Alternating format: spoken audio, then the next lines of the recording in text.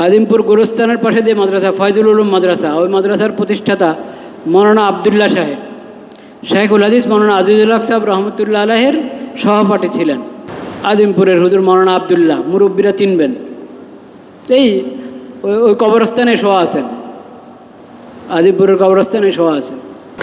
তো মৌলানা আবদুল্লাহ সাহেব, ওনার ঘটনা, ওনাকে দেখে কেউ মনে করবে না যে বড় বুজুর্গ মানের বড় আলেম মানুষ, একবারে সাদা সিধা চলতেন। এমন শাইখুল হাদিস সাহেবের সহপাঠী, ভালো আলেম ছিলেন, ভালো বুজুর্গ ছিলেন, বড় বুজুর্গ ছিলেন, কিন্তু প্রসিদ্ধি ছিল না। শাইখুল হাদিস সাহেবের দুনিয়া চিনে, ওনাকে কয়জনে চিনত?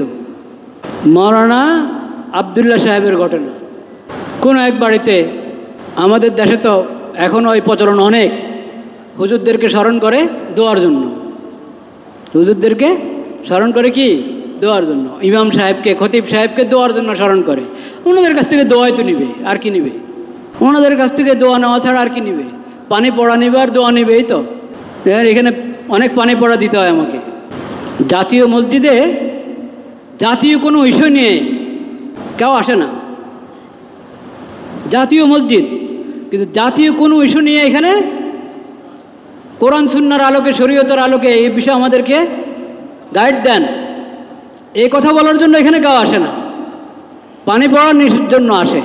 আমি পানি পড়ার জন্য নিতে আসা এটা সমালোচনা করছি না, মানুষ মহব্বতে আসে, কারো ফায়দাও হয়, আমিও মহব্বতের সাথে পড়ে দিই, আল্লাহর নাম নিয়ে ফু দিয়ে দিলাম, আমার কি? তা আমার কিছু নাই। কিন্তু আমার কথা হলো, আসে শুধু পানি পড়ার জন্য, আসে হুজুর দোয়া রাখেন, দোয়া করেন, এই কথার জন্য। এই কথার জন্য আসে না যে জাতিসংঘের দফতর ঢাকাতে তাদের অফিস করার জন্য, দফতর করার জন্য কথা উঠছে, এটা কি আমাদের জন্য ঠিক হবে? হুজুর কোরআন সুন্নাহর আলোকে একটু বলেন।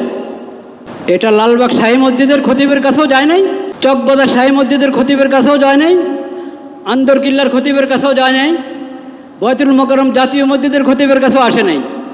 কেন?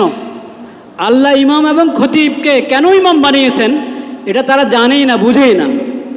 ইমানের পর সর্বোচ্চ ইবাদত নামাজ। একজন মুমিনের জন্য সবচেয়ে বড় ইবাদত কি? নামাজ। ওই নামাজের মধ্যে তুমি অনুসরণ করতে হচ্ছে আল্লাহর ইবাদত। ইবাদতটা কার? আল্লাহ।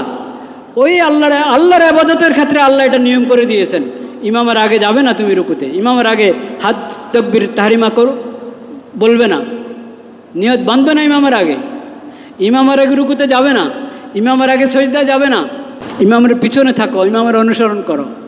ইন্নামা জুইলাল ইমামু লিউতাম্মা। নামাজের মধ্যে যার অনুসরণ তোমাকে করতে হবে, দেশ পরিচালনাতে তার অনুসরণ করতে হবে না?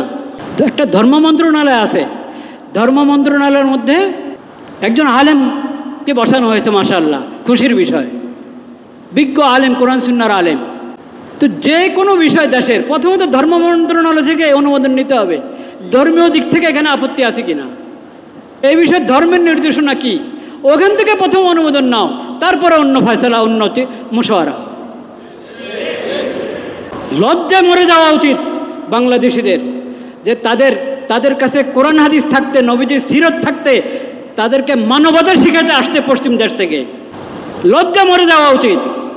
আমরা আল্লাহকে সাক্ষী রাখছি, আমরা এসব অপকর্মের সঙ্গে বিলকুল আমরা সম্পর্কযুক্ত না। আল্লাহ সাক্ষী, আমরা এই ধরনের সমস্ত কর্মকাণ্ড থেকে সম্পর্কহীন। লা ইলাহা ইল্লাল্লাহ, লা ইলাহা ইল্লাল্লাহ, লা ইলাহা ইল্লাল্লাহ, লা ইলাহা ইল্লাল্লাহ, লা ইলাহা ইল্লাল্লাহ মুহাম্মাদুর রাসূলুল্লাহ, লা ইলাহা ইল্লাল্লাহ।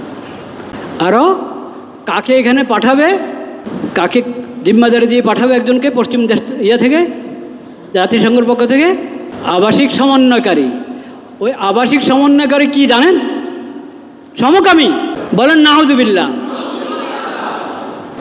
তো এখন ওখান থেকে প্রস্তাব পাঠানো হয়েছে, এখান থেকে হ্যাঁ বলতে আর কতক্ষণ লাগবে আল্লাহ জানেন।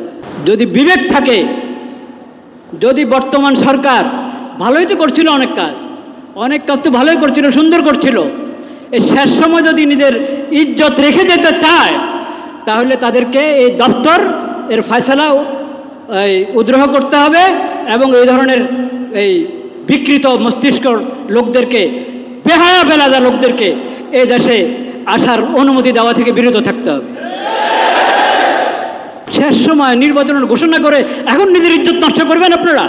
এইসব হারাম কাজ অন্তর্বর্তীকালীন সরকার করক তাও হারাম, নির্বাচিত সরকার করক তাও হারাম, যেই করক এসব কাজ হারাম। ঈমান রক্ষা করো, ঈমান রক্ষা করো, চরিত্র রক্ষা করো। ঈমান বিনষ্টকারী, চরিত্র বিনষ্টকারী, আখলাক বিনষ্টকারী কোনো কিছুর অনুমোদন এই দেশে চলতে পারে না। এটা তাওহীদের জমিন। আল্লাহ তাআলা হেফাজত করেন। ওয়া আখিরু দাওয়ানা আলহামদুলিল্লাহি।